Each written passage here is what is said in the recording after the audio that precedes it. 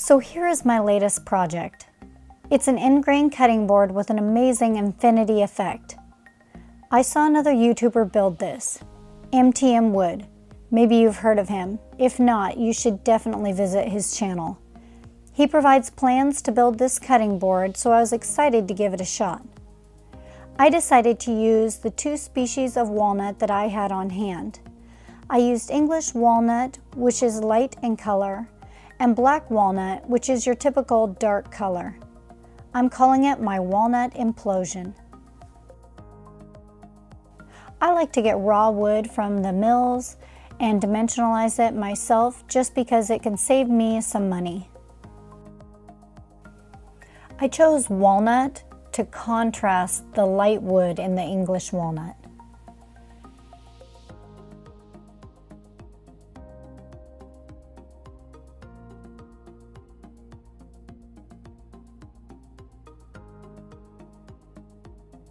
The plans call for 2 pieces of wood at 3 millimeters. I set my table saw to 5 millimeters just to allow some extra for the planer. I cut 1 piece of walnut and 1 piece of the English walnut.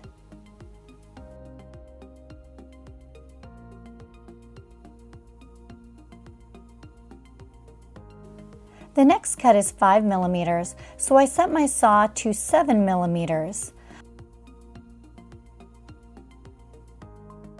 I cut 2 of the English walnut and 2 of the walnut.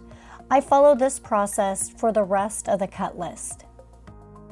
It was tricky to cut these small pieces since I couldn't use a push stick on the other side of the blade.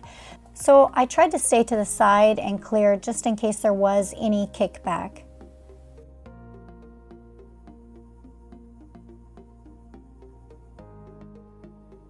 Because my jointer wasn't working, I decided to run these boards through the planer just to make sure that they were all the right thickness.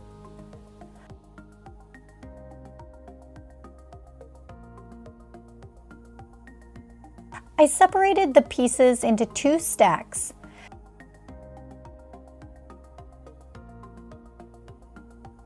Then I arranged them from the small 3 millimeter pieces in the middle and worked the larger pieces on each side.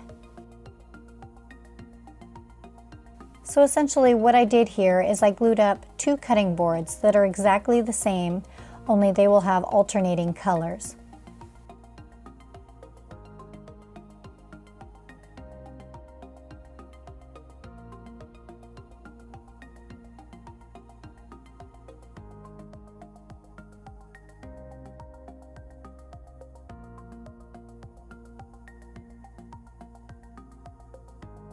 I made sure to clamp the pieces together, and you can see one of the corners just started coming up, so I actually just clamped that corner down just to get it to stay down. Now, one mistake that I made here is I left it on the wax paper and it just didn't dry well. So when I pulled the wax paper off the next morning, the glue was still wet underneath. So you can see here I'm just removing the excess, and I had to let it dry about 4 more hours. And yes, I do my glue ups in the house during the winter or they would never dry. Now, since the plan is for a 13-inch planer and I have a 12-inch planer, I ended up cutting off 1/4 of an inch off each side so that it would fit through my planer.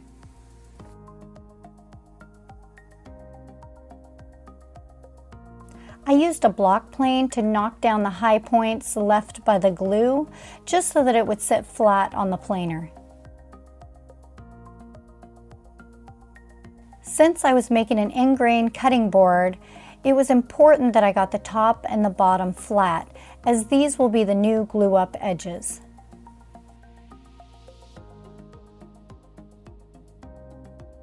Using the miter saw, I cut off the excess.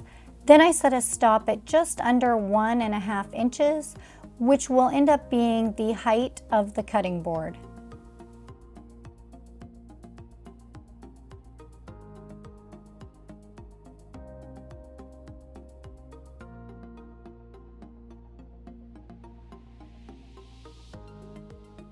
I flipped each piece so that the end grain was up. And same as before, I needed to cut the pieces small to large. However, it was a little tricky with these small pieces, so I used a feather board and tried to make one cut equal two cuts. So for example, if I was cutting a 20 millimeter cut, I used the 4 millimeter offcut as well. Once all my cuts were made, I assembled them just like before.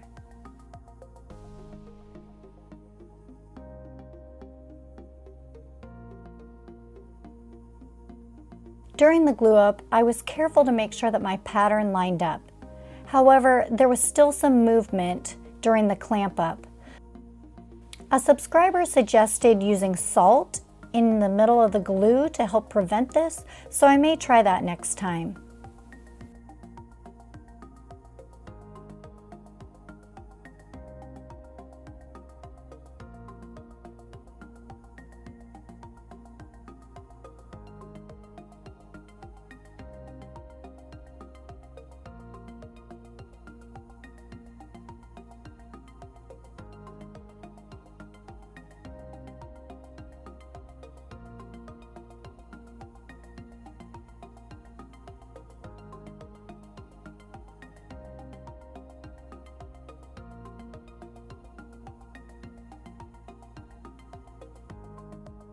I used a damp cloth to remove the excess glue.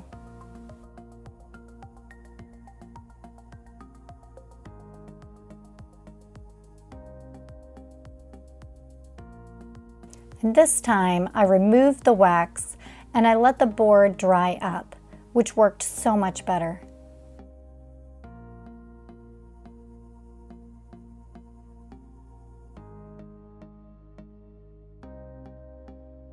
Now normally I would sand by hand, but since I was visiting my friend, I used his drum sander with 100 grit on it, which saved my arm a lot of work.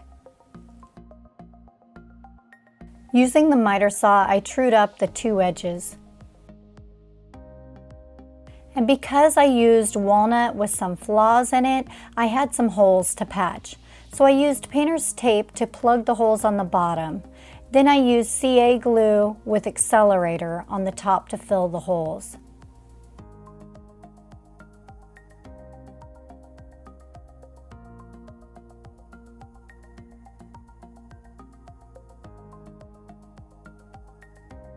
Using a block plane, I knocked down the glue. Then I sanded from 100 to 180 grit.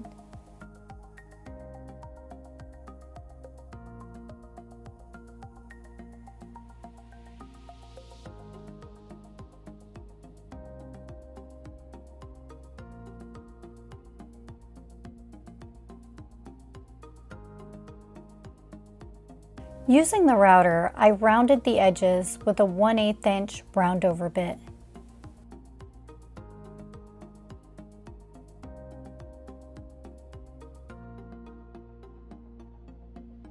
Using a wet cloth, I got the whole board damp and I let it dry to bring up the grain, which makes cutting boards rough. Then I sanded with 220 grit sandpaper.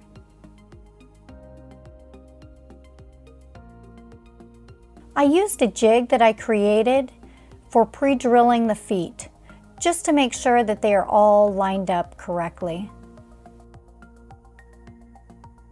And I finished with Odie's oil.